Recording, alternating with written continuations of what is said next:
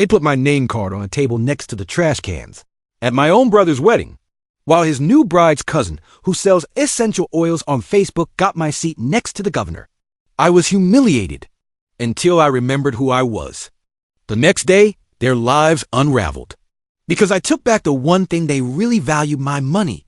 I'm Dana Worthen, 40, founder of Everwell Analytics. And the reason my brother's new father-in-law was about to land a $50 million federal infrastructure contract.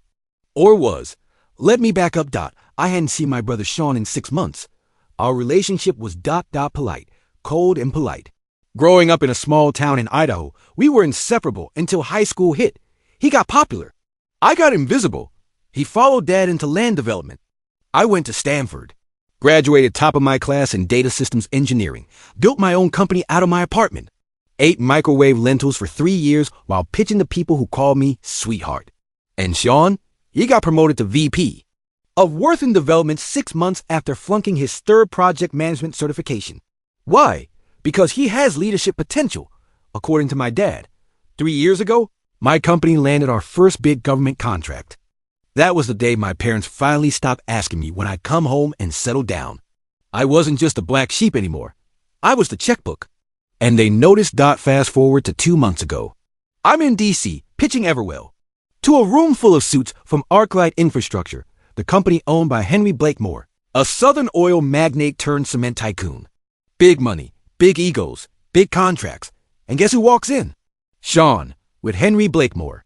Turns out Henry's daughter Kelsey Young, blonde, deadly charming, is engaged to Sean, and ArcLight's board wants modern data-backed analytics.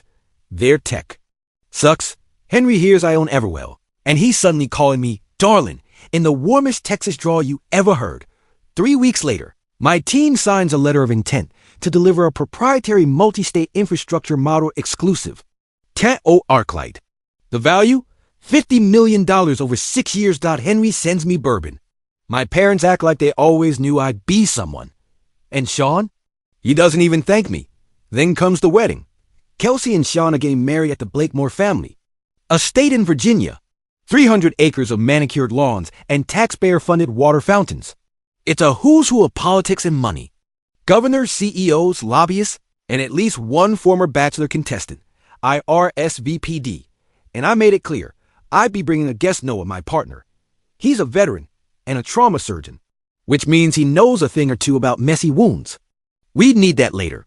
The night before the wedding, I texted Sean, looking forward to tomorrow. Let me know if you need help with anything. His response? All set. Just enjoy the day. Morning comes. I slip into a slate gray Alexander McQueen dress. Understated. Sleek. Powerful. Noah looks killer in a tailored black tux. We drive up the estate's long gravel driveway behind a Rolls Royce and a Tesla Model X. The valet eyes our Audi like it's a Toyota Corolla. We're directed to the gardens for pre-ceremony champagne. No one greets us. I see my parents' dad in his second favorite Navy suit. Mom clutching a pale pink clutch like it contains a nuclear code. No hug, just a quick wave. Then I see Henry. He beams. Dana, so glad you made it, he says, kissing my cheek, looking forward to Monday's strategy call. Kelsey walks up moments later. Dana!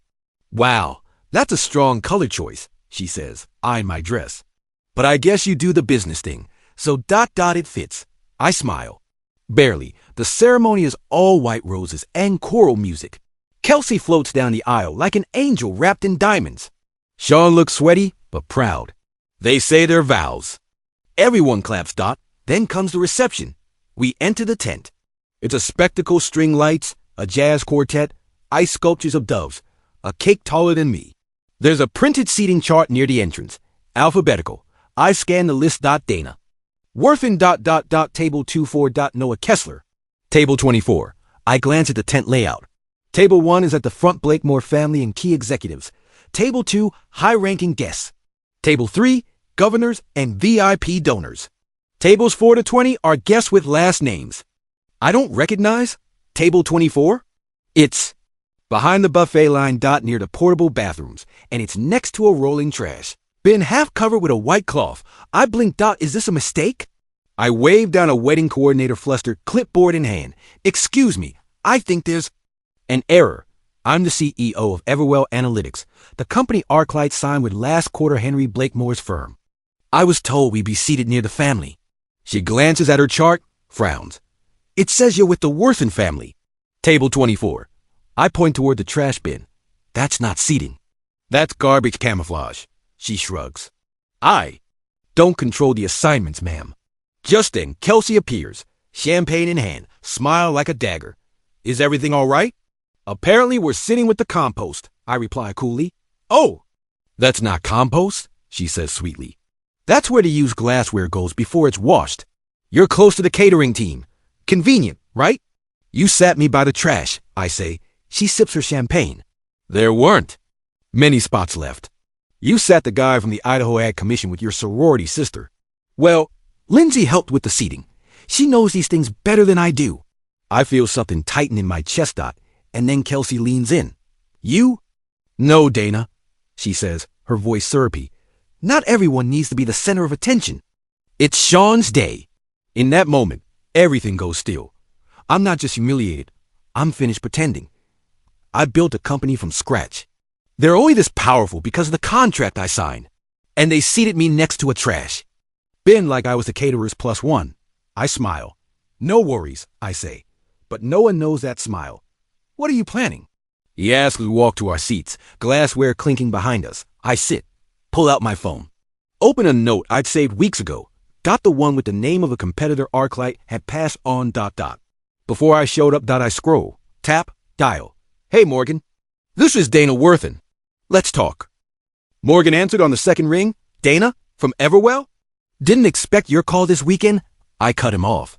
Still interested in that federal infrastructure contract Arclight took from under your nose? He laughed once shocked. Yeah, then meet me in D.C. Monday morning. I'll bring the prototype.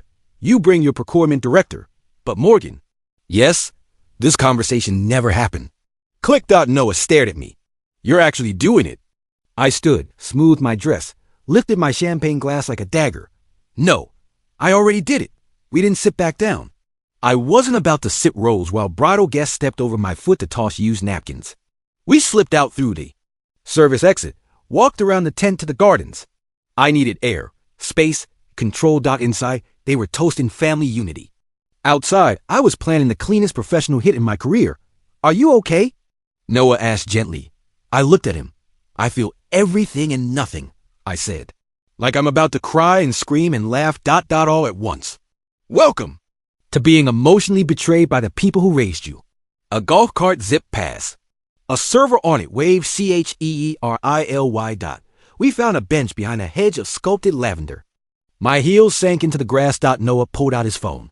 Want me to call us a car? No, not yet. I need to know what this really is before I walk away from it. I want to see how far they'll go. You think this was Sean's idea? Oh no, I said. This has Kelsey written all over it. But he approved it.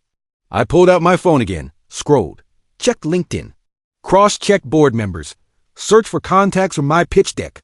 I was building a strategy right there in the shadows of a wedding where I wasn't even allowed a cloth napkin. And then I saw it. Push notification from Everwell servers. Access attempt from unknown device. IP trace to Arlington, Virginia. Arclight HQ. My heart dropped. They were already trying to duplicate my code. I turned to Noah, my hand shaking. They're trying to steal our system. What? I stared at the message. This is the login protocol we developed for internal. DMOS. Someone inside Arclight is using it. They're trying to access the beta suite. He stood up, furious. Isn't that breach of contract? It's breach of soul. I snapped. That was it. No more warnings. No more grace. I was done giving people who humiliated me the benefit of the doubt. We walked back into the tent. I didn't sneak. I didn't tiptoe. I walked right through the center. Aisle of clinking cutlery and polite laughter. Heads turned. That was the moment everything stopped. Richard Blakemore saw me first. His grin froze mid-sentence. Kelsey's champagne glass paused halfway to her lips. Sean turned red, then pale, then red again. I didn't head to the trash bin. I headed straight to the mic. The jazz trio stopped as I reached it. Excuse me, I said into the microphone. Just a quick toast. Sean leapt up. Dana, this isn't the time. Oh, I think it is. I looked out to see a confused faces. Lobbyists, congressmen, board members, and my parents. Front row, looking like they wanted the ground to swallow them whole. Today is about love, I began. Family, respect, or at least, that's what it was supposed to be. Kelsey stood abruptly. Dana, we didn't approve a speech. I ignored her. Some of you know me. Most don't. I'm Dana Worthen, CEO of Everwell Analytics, the company ArcLight recently partnered with for their infrastructure modernization. Murmurs dot heads turned. But what most of you don't know is that this partnership is over. Gasps. Sean's glass slipped from his hand, shattered. You see, while this event was happening, my beta software was being accessed by an unauthorized device traced to ArcLight headquarters. That, my friends, is attempted corporate theft. Henry stood now, shocked. Wait, what? I turned to him. You trusted your future son-in-law to bring you value. But instead of elevating your firm, he chose to humiliate the person whose tech you depend on. Dana, come on, Sean begged, stepping toward me. Let's just go outside and talk. No, you had your chance. I pulled out my phone. Typed one command. Everwell access revoked, I announced. All ArcLight credentials are now null. You're locked out. Forever. Panic spread across Henry's face. You can't just cut us off. We have data in that system, millions in projections. Should have picked a better seat for me then. Laughter rippled from the back of the room. One of the senators, yes. An actual senator raised a glass. Well, damn, he muttered. That's the boldest toast I've ever seen. I left the mic dot, grabbed Noah's hand, and walked straight out of the tent, while everything behind me burned. The second I stepped off that stage, I knew there was no going back. I didn't want back dot as I walked away from the stunned silence in the tent. The whispers hit me like a wave. I could practically feel Kelsey's rage melting through the chiffon. Walls, but I didn't stop. Not when Sean's voice cracked behind me. Dana, wait. Not when my mother gasped like I'd just flashed the Pope. I was done being quiet. Done being the invisible sister. Done playing small for the comfort of fragile egos and mediocre men in suits they didn't earn. Noah held the car door open like I was royalty. You good? I nodded once. Better than good. I'm free. We were 5 minutes from the estate when my phone exploded with calls. Unknown numbers, blocked IDs. Then Sean. Then Mom. Then Henry Blakemore himself. I let him ring. Then the text poured in. Mom, what did you do? Sean, this is insane. Call me.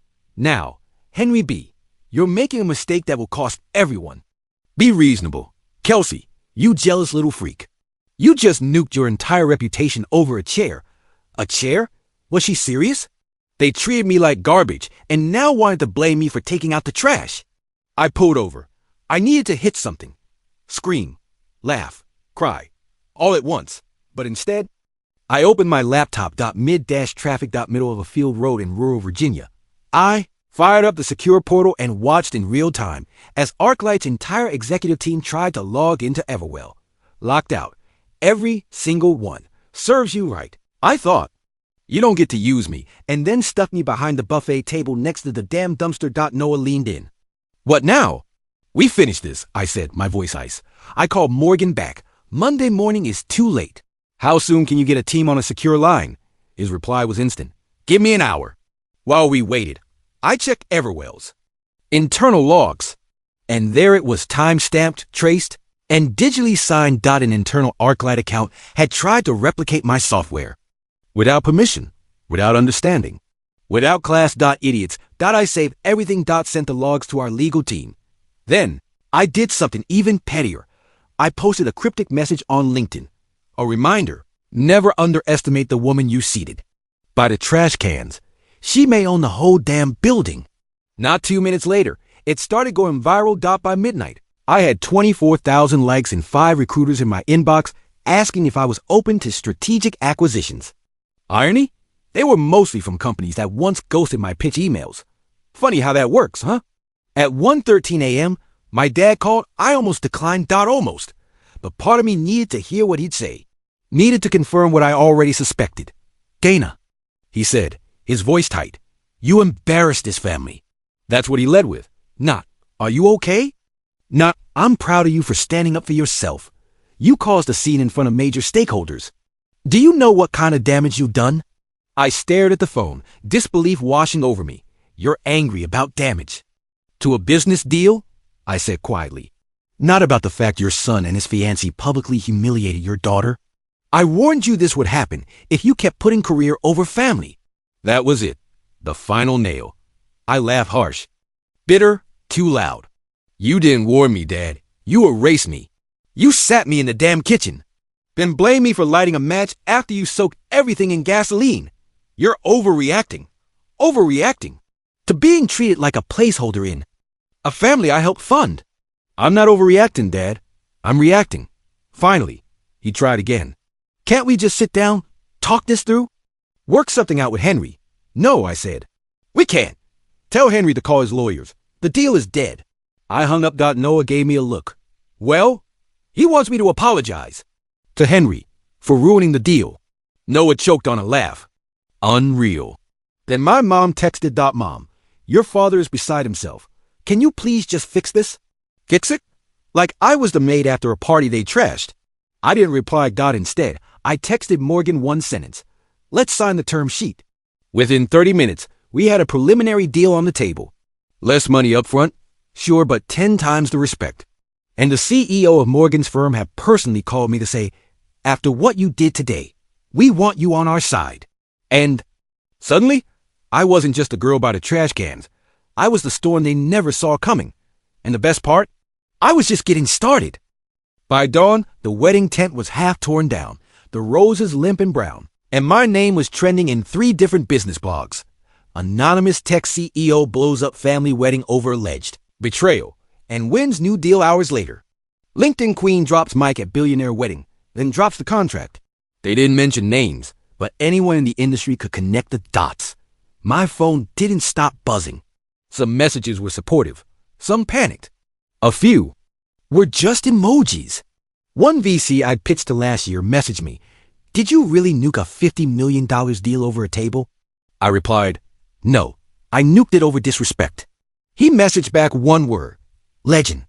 Meanwhile, inside the Worth and Blakemore disaster zone, things were cracking fast. Henry Blakemore held an emergency board meeting that Sunday. Kelsey was nowhere to be seen. Sean, he tried texting me 6 times. First with fake calm phrases like, let's de-escalate this. We're still family. You're blowing this way out of proportion.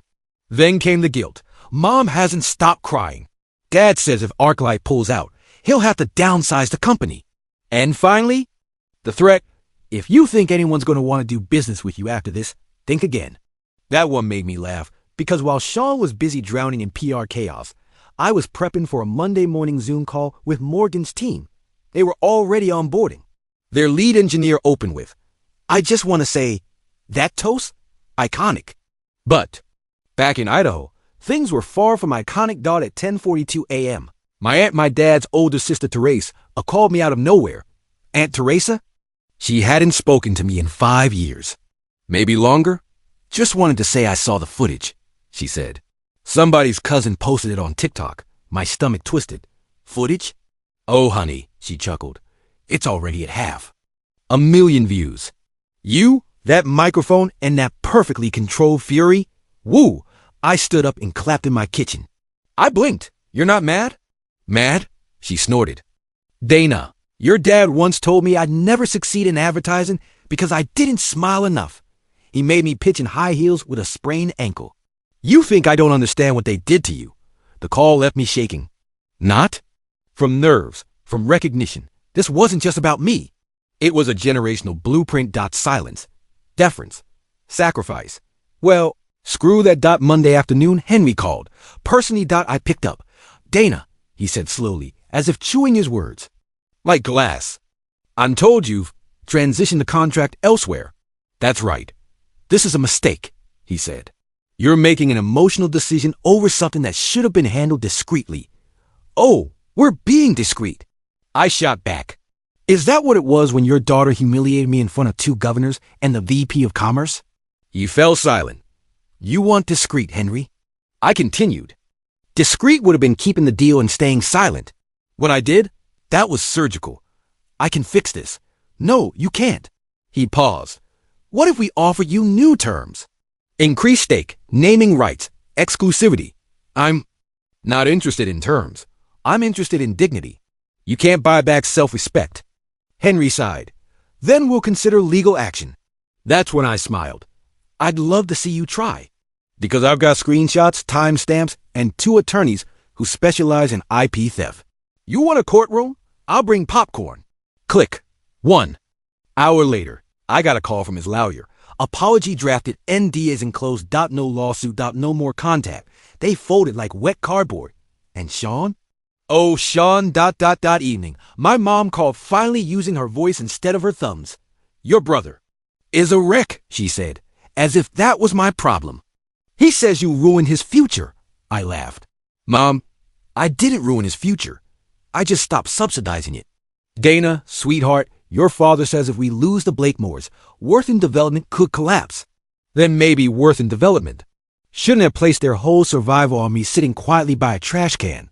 The silence on her end was deafening. Then something broke. I'm sorry, she whispered. For everything. For letting this happen. I closed my eyes. Finally. I didn't need their apology. But hearing it, that did something. Still, I didn't trust it. Apologies given under duress are just flowers taped to a bullet wound. I appreciate that, I said. But it doesn't change anything. I know. You're going to have to rebuild. All of you. We will, she said softly.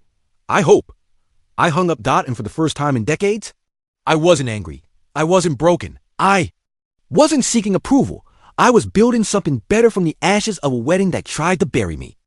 By Thursday, the full fallout had arrived, and it was uglier than I'd imagined. Word spread fast in developer circles. ArcLight's press team released a half-hearted statement about reorganizing partnerships, which fooled exactly no one. Meanwhile, Morgan's firm was already onboarding Everwell's infrastructure suite in 3 Midwestern cities. Our servers were running hotter than ever, and yet my inbox? Still full of apologies. But now, they were public. Apology number 1, Richard Henry Blakemore. Delivered via LinkedIn DM, wrapped in corporate speak and regret. Claimed he was unaware of the seating arrangement. Blamed communication breakdown. Asked to reset professional relations. I left it on read. Apology number 2, my father. 3 paragraphs, typed, printed, and mailed. Yes, mailed to my apartment. No return address. Open with, you were right. I failed you as a father. Close with, I hope someday you'll allow me to earn your respect. Too little. Too late. Apology number 3, Sean. Hand dash delivered. At my office. Yep. He showed up Friday morning. In a wrinkled suit, eyes bloodshot, looking like he hadn't slept since the wedding. My receptionist buzzed me. There's a man in the lobby who says he's your brother. God. I stepped out of the elevator, and there he was, Sean Worthen, golden boy turned ghost. Can we talk? He asked, voice barely audible. I should have said no, but I didn't. I led him into the glass conference room overlooking the Capitol. He sat across from me like a kid who just broke a window. He didn't speak for a while. Then, I messed up. I waited. I let Kelsey dictate everything. The guest list, the seating, the narrative. Still waiting. She said I looked weak next to you. She didn't want our wedding to be about you. She said if we downplayed your presence, the board would focus on my promotion instead. I stared at him. That's what this was about? I said, your ego? He flinched. It was more complicated than that. It's always more complicated when a man's pride is bruised. He swallowed hard. I wanted to be the first success in the family. You were handed success. Sean, I built mine. Tears stung his eyes, and when things spiraled, I panicked. Then you stood up, and it hit me I'd become exactly what I used to mock. Entitled, lazy, safe, and cruel. He nodded. And cruel. I leaned back. So why are you really here? He hesitated. Because Kelsey's leaving. I blinked. She what? She packed a bag. Flew to Miami. Said I embarrassed her. That she married the wrong sibling. I almost laughed out, almost instead. I said, and you're shocked? No, he whispered. Just broken. I sighed. Sean, I didn't burn that deal to punish you. I ended it because I deserve better. And so does Everwell. And honestly, so do you. If you just stop clinging to a version of yourself that doesn't exist. He nodded slowly. I want to fix things. With you, with Dad, with everyone. Then stop making speeches. and start making different choices. He stood, paused, then reached into his jacket and slid something across the table. A check, $50,000. To invest in Everwell, he said, not as a brother, as someone who believes in what you're doing. I stared at it, felt nothing, then, felt everything, he was trying, and even if it didn't fix the years, he erased me. It was something. I took the check. I'll deposit it. I said, but I'm putting your name in the system as just another investor. No special treatment. He smiled, weak but real. I wouldn't expect anything else. He turned to go, then stopped at the door. By the way, everyone at the wedding saw what happened. You didn't burn a bridge. You lit a torch. He left, and I exhaled, hard, later that night. I was sitting on my balcony with Noah, sipping wine, when my phone buzzed, It was from a private number, I answered. Miss Worthington? Said a crisp voice. This is Elena Montes. I'm with the Department of Transportation. We saw what happened this week. We've been reconsidering vendors for our smart infrastructure program. I sat upright. We're impressed by how Everwell handled itself publicly and privately. Would you be open to a formal discussion next week? My mouth was dry. Yes, I said, trying not to scream. Absolutely. After I hung up, Noah raised his glass. To being underestimated. I raised mine too. To making that their biggest mistake. 1 week after the wedding, I was sitting in a federal building in D.C., pitching to the Department of Transportation, not hypothetically, actually, they single quotes D invited me to present Everwell's infrastructure model as a candidate for a $300 million modernization program. I stood there, the woman who was seated beside trash bins, and laid out my vision before 12 suits who never once interrupted, underestimated, or looked through me. When the presentation ended, the deputy secretary stood and said, Miss Worthington, that was the most efficient and human-centered approach we've seen this year. We'll be in touch very soon. As I walked out, sunlight spilled through the massive glass atrium. I stood on the steps for a moment and just breath, not as someone fighting for a seat at someone else's table, but as someone who finally built her own. The next morning, I got a text from Morgan. We're funded. The contract's official. You're locked in. An hour later, I got another text from Kelsey. No greeting. No punctuation. You embarrass all of us. Hope you're proud. I laughed so hard I almost dropped my coffee. Yes. Kelsey. Yes, I am. That same evening, I received a formal invitation.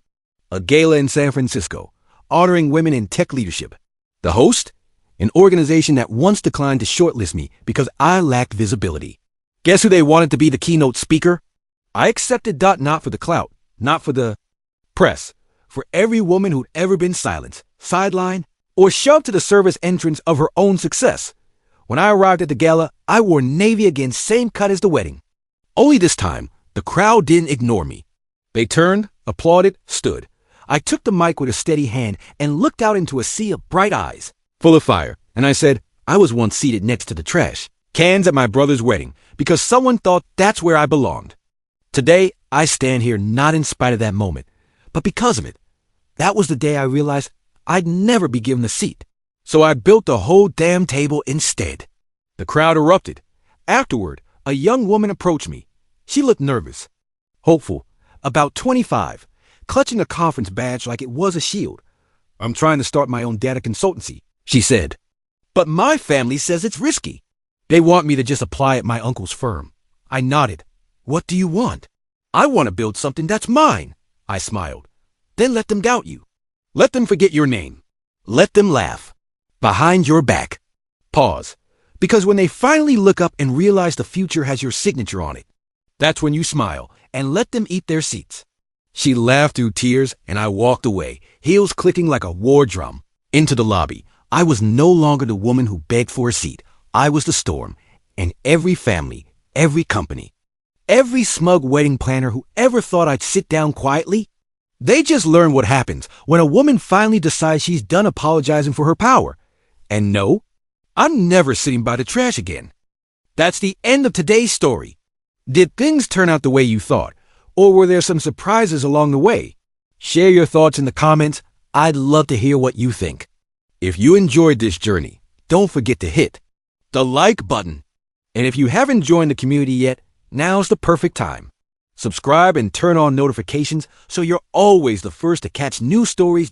Thanks for watching. and I'll see you in the next adventure.